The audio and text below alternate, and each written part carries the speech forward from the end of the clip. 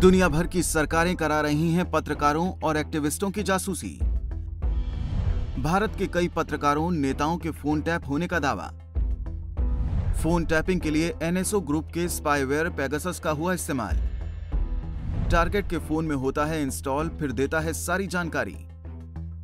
दुनिया भर के 17 मीडिया संस्थानों की कंसोर्टियम ने दावा किया है कि दुनिया भर में सरकारें पत्रकारों और एक्टिविस्टों की जासूसी करा रही है।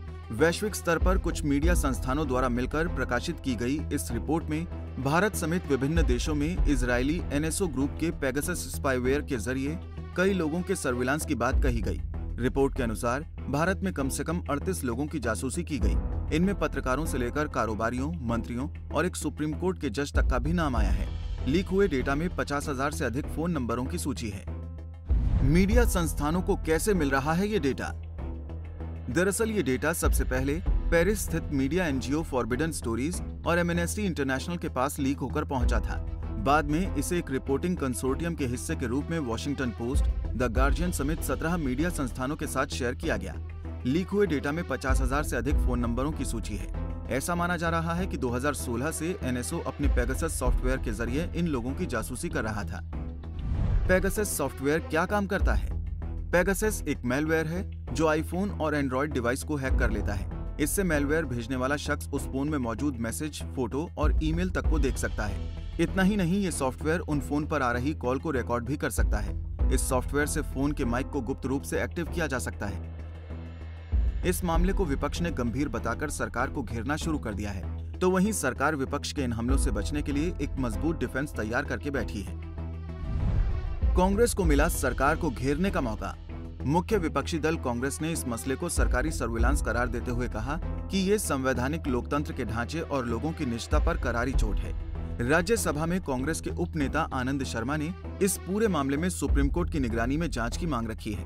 उन्होंने कहा, विपक्षी नेताओं, पत्रकारों, संपादकों, सुप्रीम कोर्ट जजों, बड़े कारोबारी नेताओं के फोन टैप हो रहे हैं। जो कुछ भी सामने आ रहा है उस बारे में संसद के पटल पर आशंकाएं पहले ही व्यक्त की जा चुकी हैं। ये चर्चा या बहस का सवाल नहीं है। इसकी खुली जांच होनी चाहिए, कोई सरकारी जांच नहीं। कानून और संविधान के तहत जवाबदेही तय होनी चाहिए।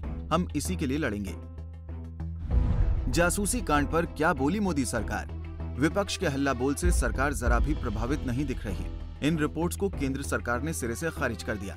सरकार की ओर से कहा गया कि इन बातों का कोई ठोस आधार नहीं है। दावों को नकारते हुए केंद्र सरकार ने कहा कि कोई अनाधिकृत इंटरसेप्शन नहीं हुआ है। इलेक्ट्रॉनिक्स और सूचना मंत्रालय के एक सूत्र के हवाले से एनडीटीवी ने कहा, हमें किसी बात का डर नहीं है। सरकार के पास छिपाने को कुछ नहीं। हम हर सवाल का जवाब देंगे।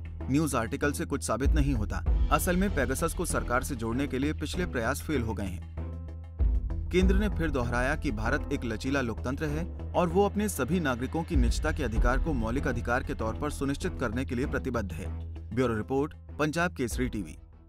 हमसे जुड़े रहने के लिए हमारे YouTube चैनल को सब्सक्राइब करें और नई वीडियो की नोटिफिकेशन के लिए बेल आइकॉन को दबाएं। अगर आप ये वीडियो Facebook पर देख रहे हैं तो लाइक जरूर करें और ज्यादा से ज्यादा शेयर करें। धन्यवाद।